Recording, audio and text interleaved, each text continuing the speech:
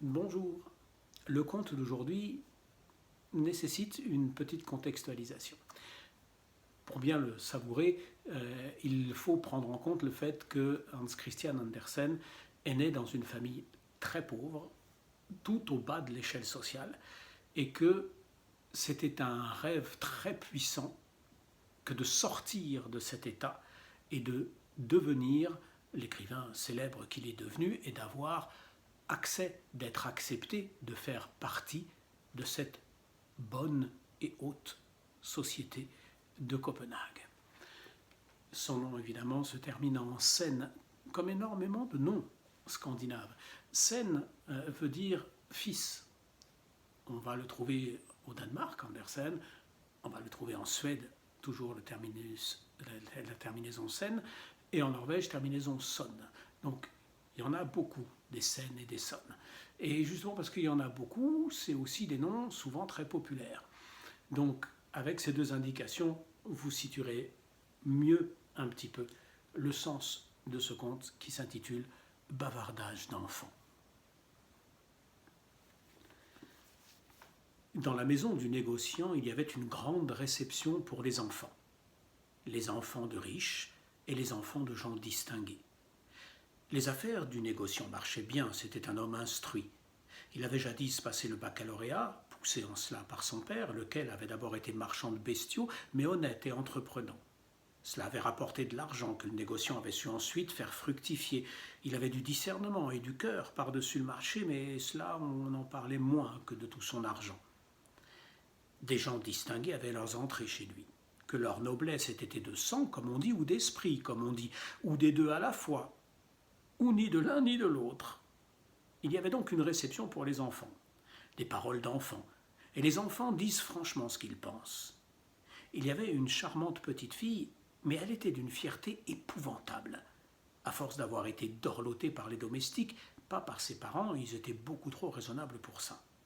Son père avait le titre de gentilhomme de la chambre du roi. C'était quelque chose de terriblement important, elle le savait.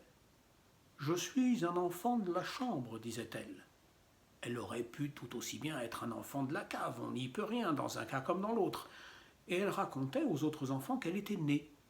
Et elle disait que si on n'était pas né, on ne pouvait pas devenir quelque chose. Il ne servait à rien de faire des études, on pouvait être aussi appliqué qu'on voulait, si on n'était pas né, on ne pouvait pas devenir quelque chose.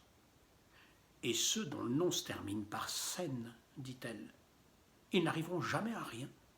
Il faut mettre ses petits poings sur les hanches et les tenir à bonne distance, ces Sen, Sen.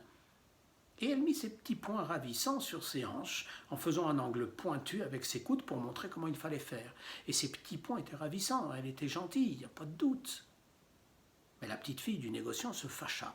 Son père s'appelait Madsen, et ce nom, elle savait qu'il se terminait par Sen. Et elle prit alors un ton aussi fier qu'elle put, elle dit « Mais mon père peut acheter pour 100 riksdal de bonbons et les jeter à la volée. Est-ce que ton père peut faire ça ?»« D'accord, mais mon père, dit la fillette d'un écrivain, il peut mettre ton père à toi et tous les pères dans le journal. Tout le monde a peur de lui, dit ma mère, car c'est mon père qui commande au journal. » Et la petite fille redressa fièrement la tête en disant cela, comme si elle avait été une véritable princesse, et ça, une princesse doit le faire. Mais derrière la porte entr'ouverte, un garçon pauvre regardait par l'entrebâillement. Il ne pouvait même pas se joindre aux autres dans le salon. Ce petit, tellement il était insignifiant. Il avait tourné la broche pour la cuisinière et maintenant, elle lui avait permis de rester sur le pas de la porte et de regarder les enfants bien habillés qui s'amusaient.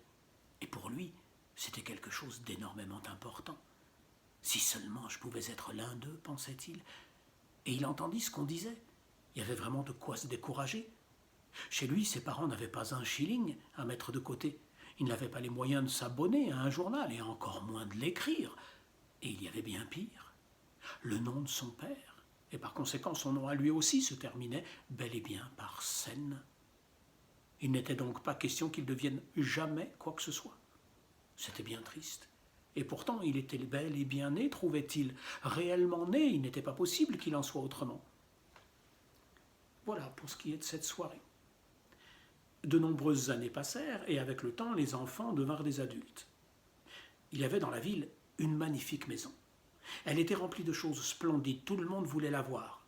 Il venait même des gens extérieurs à la ville pour la voir. Qui donc, parmi les enfants dont nous avons parlé, pouvait dire de cette maison qu'elle était la sienne? Eh bien, c'est facile à savoir.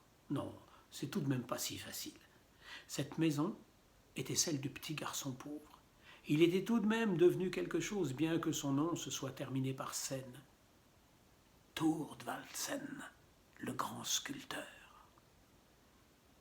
Et les trois autres enfants, les enfants fiers de leur sang, de leur argent et de leur esprit, eh bien, aucun d'eux n'a de quoi faire la leçon aux autres, ils sont tous pareils, ils sont tous devenus quelque chose de bien et de bon, ils avaient un bon fond.